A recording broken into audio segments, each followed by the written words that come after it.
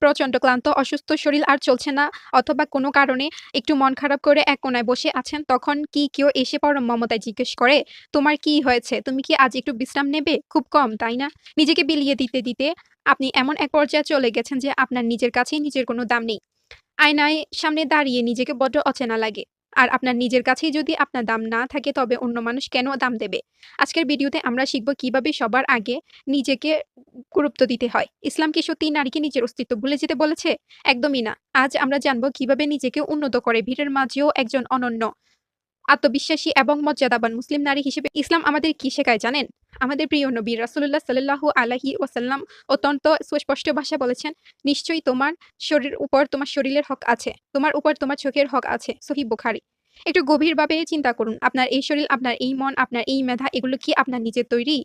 না, এগুলো মহান রাব্বুল আলামিনের দেওয়া মহামূল্যবান আমানত।